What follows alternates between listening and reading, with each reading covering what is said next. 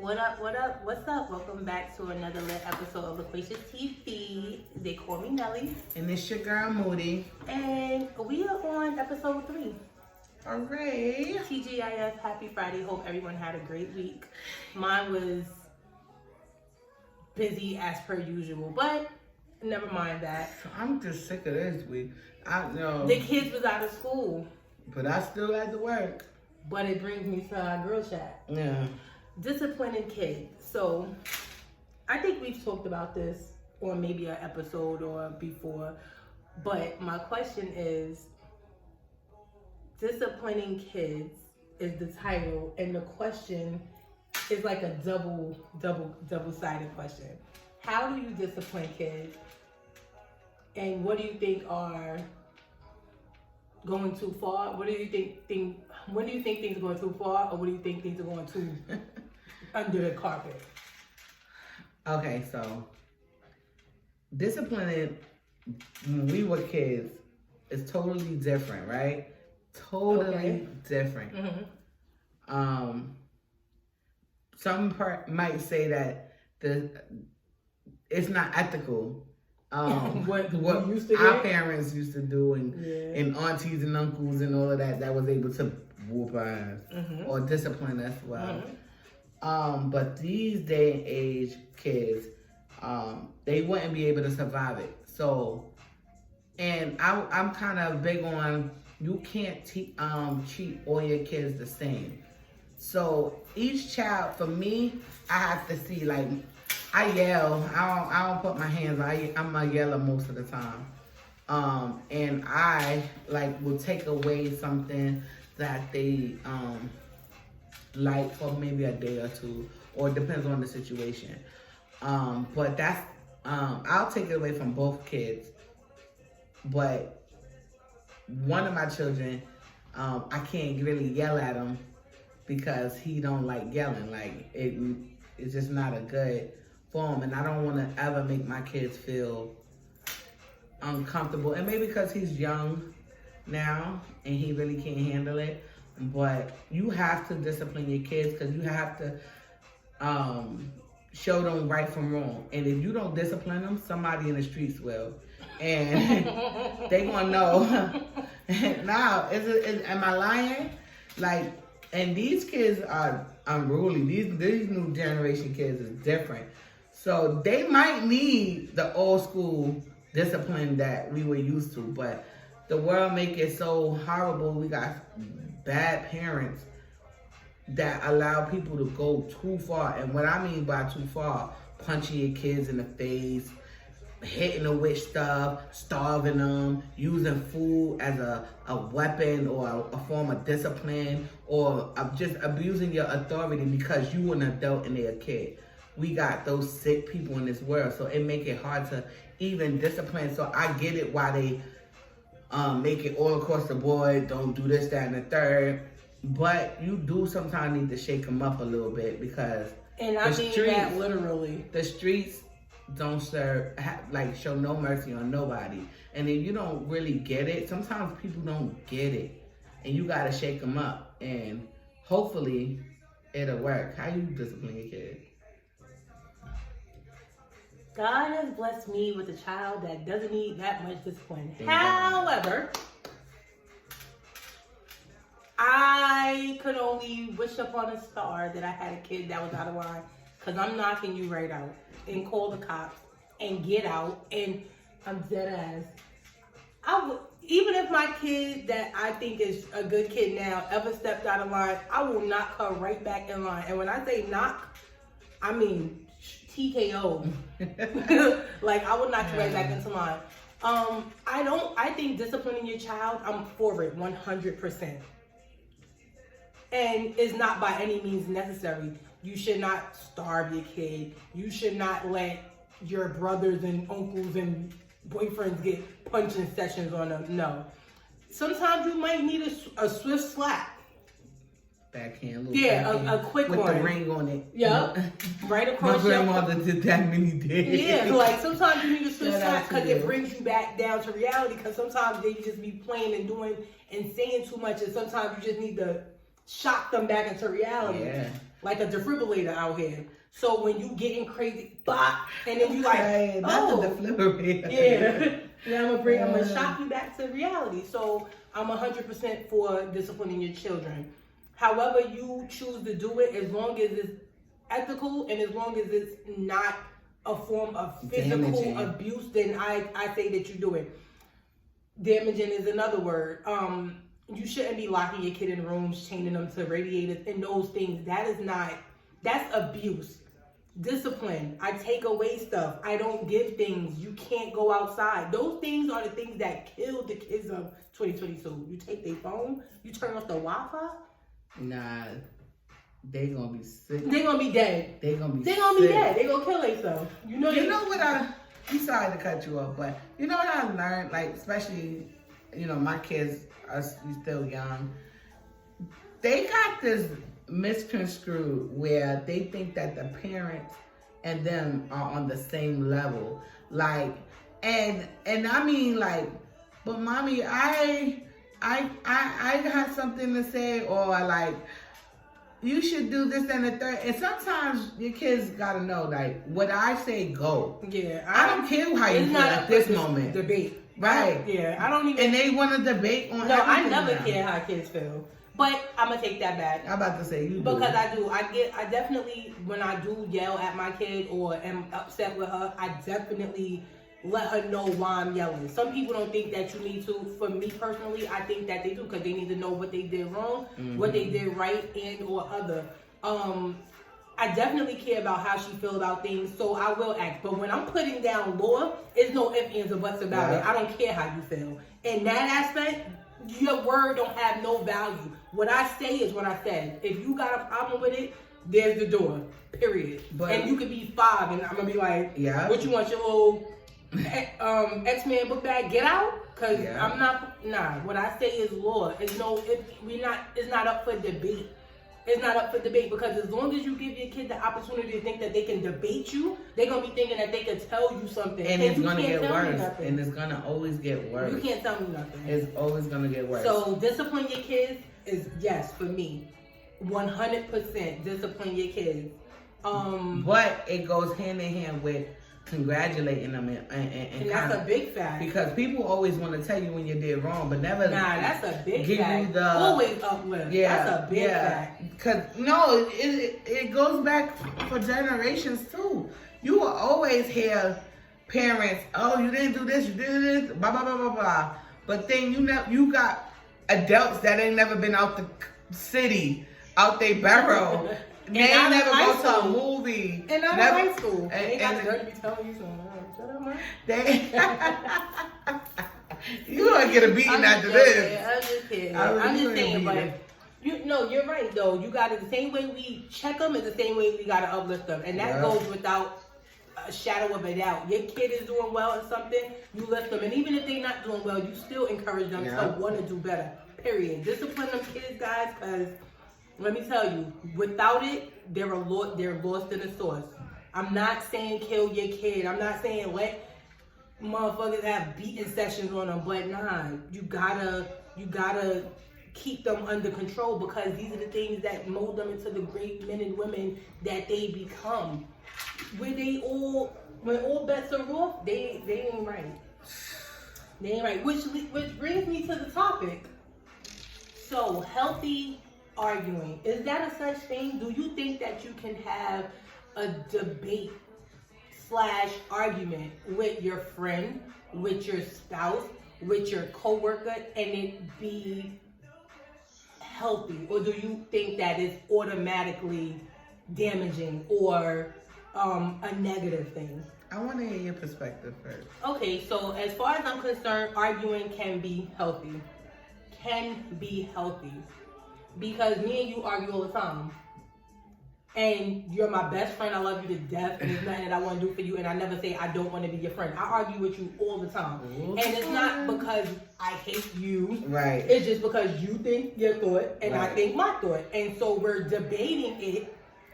And sometimes we get loud trying to get our points across. But we still are able to, we both have passion about our opinions. And we're just like, yo, nah, that's dumb, and no, but that's stupid. Yeah. What do you do?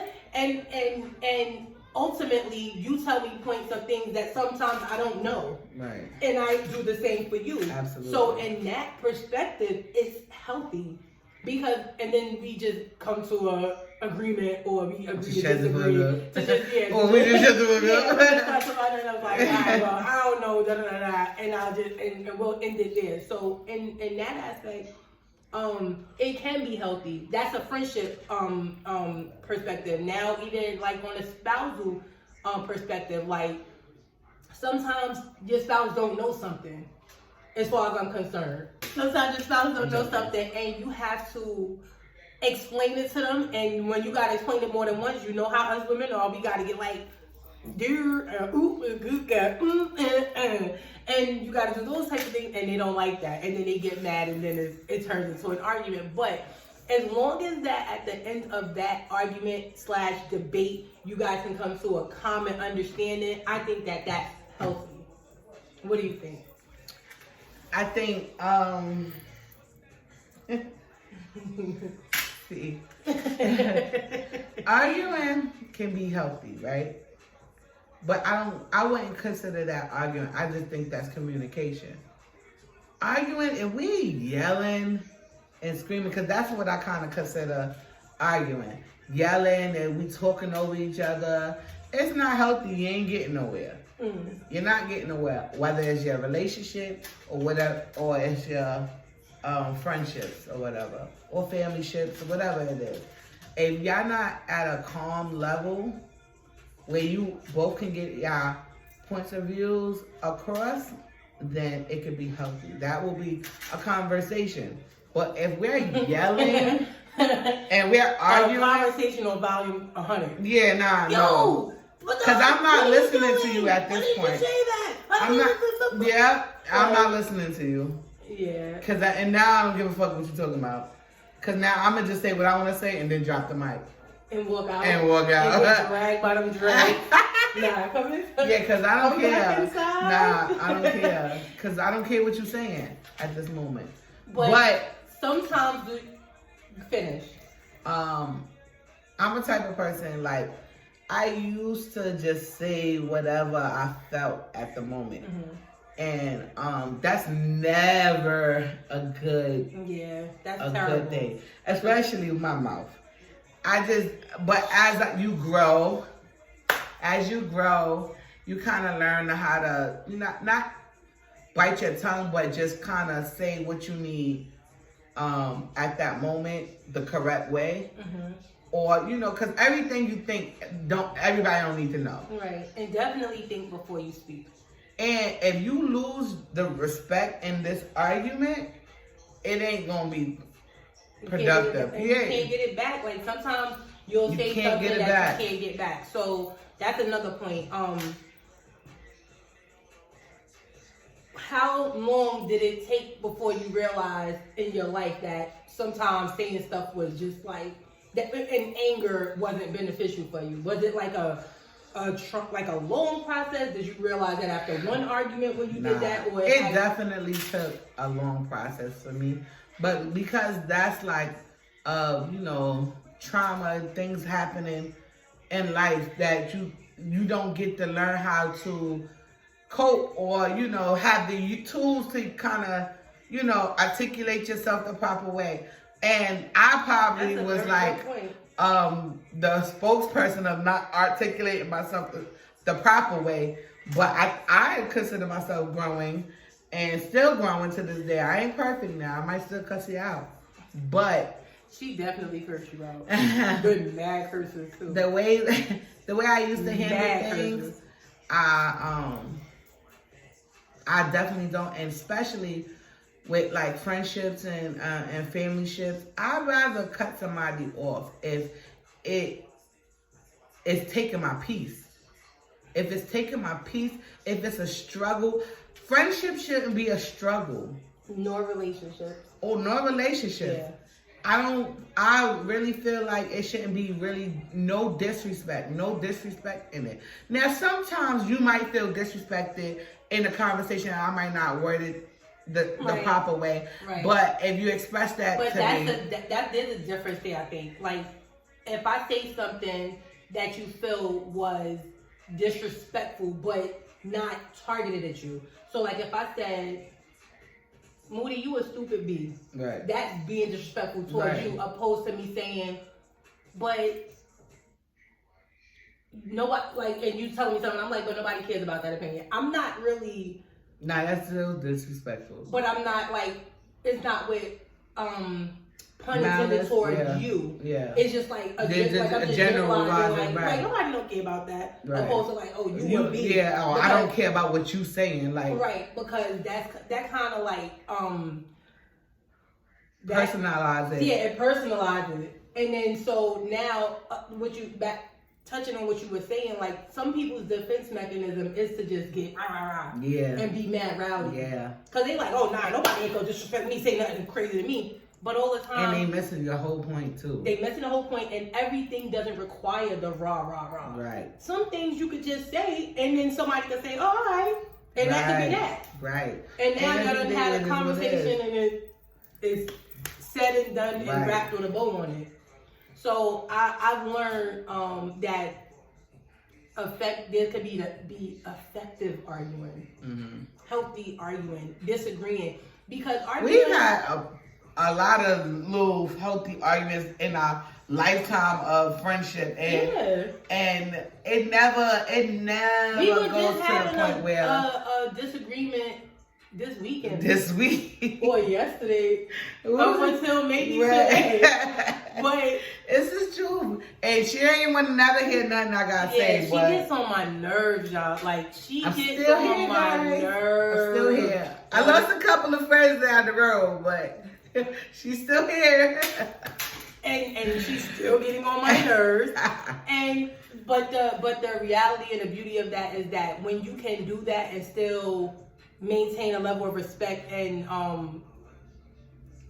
respect, period, that goes a long way. Like, I never think that anything she's saying to me is out of hatred or dislike or coming from a bad place. I know it's always coming from a good place.